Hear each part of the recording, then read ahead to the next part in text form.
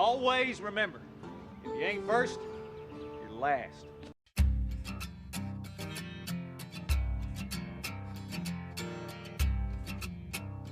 Yo, what is going on YouTube? It is your boy GZTV. Hopefully we don't keep lagging because holy shit, this computer is dog shit. We are here with the 2006 American sports comedy film directed by Adam McKay, who co-wrote the film with Will Ferrell himself, who is actually in the movie. We have Talladega Nights, the Ballad of Ricky Bobby. I'm gonna start getting pop-ups on my fucking computer, and it's gonna really piss me off, so hold on one second, boys. Man, I finally get to watch this movie in full for the first time, crazy enough. I think I definitely watched it as a child, but I don't remember much about it, so here we are, a full-length, somewhat analytical review of one of the greatest sports comedies ever made.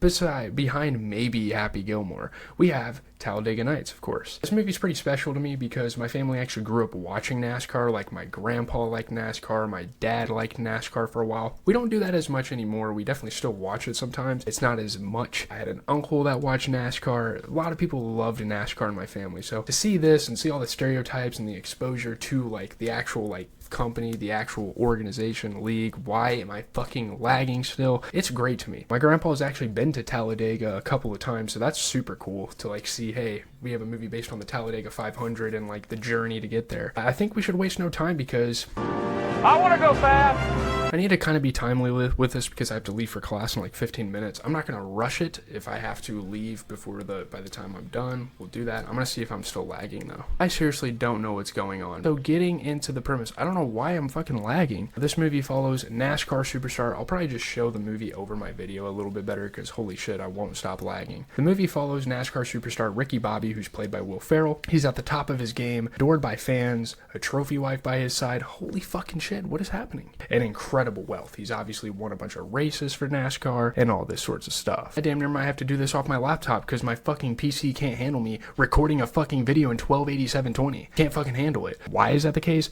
I don't know. Ricky eventually loses it all when French Formula One champion Jean Girard, played by Sacha Baron Cohen, love that guy, roars onto the scene. He gets signed to Devitt or whatever they called it, whoever that guy's name was. Ricky, with the help of his ruthless father, must pull himself out of the depths of despair and restore his honor on the racetrack. Through trials and tribulations, through the ups and downs, and with the help of his forever best friend who took his wife, Cal Naughton Jr., Ricky must dig deep and go fast in order to win the Talladega 500, restore honor, and send Girard back over the river. Will he accomplish this, or will he crash and burn? That is something you guys will have to find out for yourself.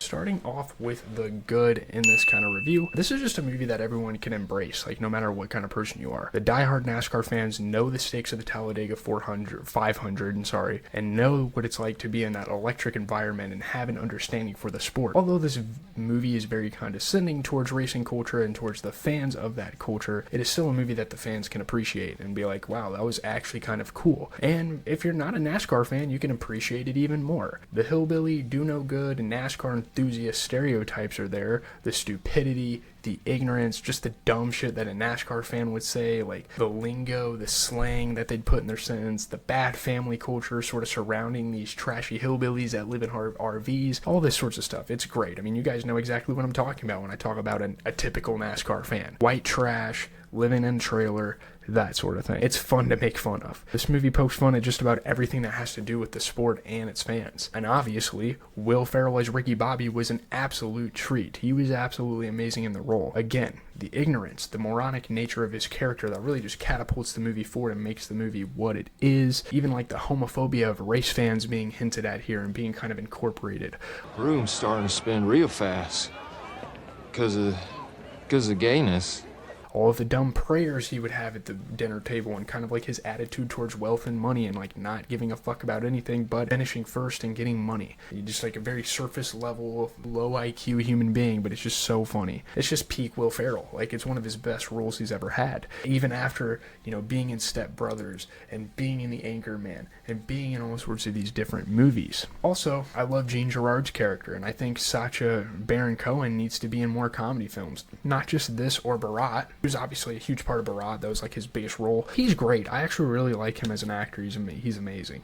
His voice acting, like, he's an English guy. He's from England and he uses a French accent. And the guy's an absolute dork, and that's perfect. That is why he is so needed and loved in this film. He's just so dorky. He just acts like just as stupid as the NASCAR fans. Says dumb shit as well. You know, he tries to be like sophisticated, but he still comes off as kind of a dork, so it's like kind of hilarious. And I have no problem with the gay community, but how funny is the concept of a gay French Formula One driver, or as Gene would say it, Formula 1.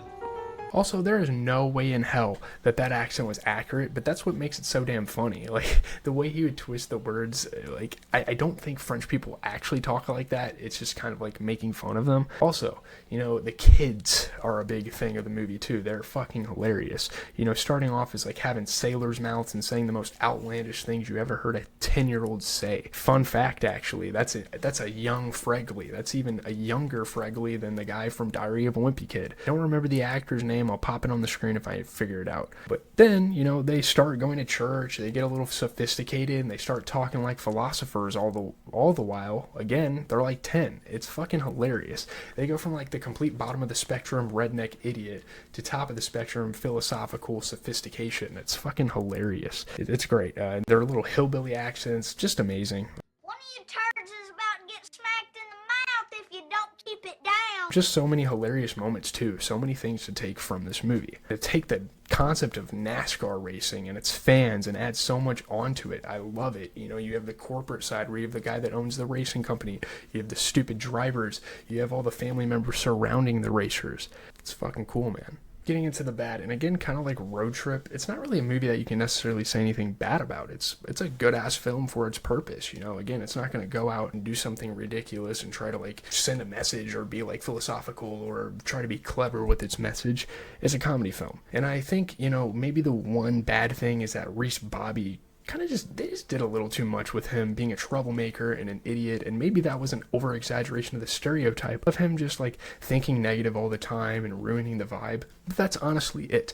I wasn't really a huge fan of them doing that for his character. He was supposed to be the role model to his son and this famed driver who was going to lead the way for his son, but the way he did that, you know, being a deadbeat and not being in his son's life for decades at a time, putting a damn cougar in his car, talking shit to him, doing all this stuff, dumping water and trying to set him up to get arrested. I get that this is like a stereotype of like a hillbilly blue-collar piece of shit dad, but it got to be a little much at times, and it felt like they were forcing that onto the audience. Now, getting into the okay, there are definitely some mixed elements. Starting off with some of the stereotypes, you know, going maybe too far like we saw with Reese Bobby. And honestly, the only other character that I could say this for is probably Carly. It kind of annoyed me sometimes. I get it. There's plenty of trophy wives out there, especially with like NASCAR drivers and athletes. This is just forced. I mean, oh my god, baby, I love when you talk like that. Or, come on, baby, I need you to go out there and win. Kick his ass. Like, no NASCAR wife talks like this or even looks that hot. Like, what the fuck is that? It's weird. I don't know. I guess that's what a trophy wife is. It's just an extremely attractive woman that just wants money. Also, I love Riley and Ferrell together. I keep saying Ferrell. It's not Pharrell Williams. It's Will Ferrell, guys. Don't get me wrong. Those two are great together. But it would be nice to see a new face accompany Ferrell occasionally. It'd be cool to kind of step away from the Step Brothers, Talladega Nights duo. I get it. It works out. It worked out in that film. It's going to work out in this film. I understand that. It would just be so much better and so much more like refreshing if we could get a new person to accompany Will Ferrell in a movie like this. Again, great chemistry, undeniable chemistry, but there has to be another comedic actor out there who could get the job done and who could, you know, just put a new face on the TV screen. I have no problem with Riley. I think that's his name. John C. Riley. Getting into the actual review, I have to kind of wrap this up quickly. Despite some gripes, I think this movie is exceptional for the comedy world. Like, just for purely being a comedy film and trying to be funny and play on tropes and stereotypes, it's fucking funny as shit.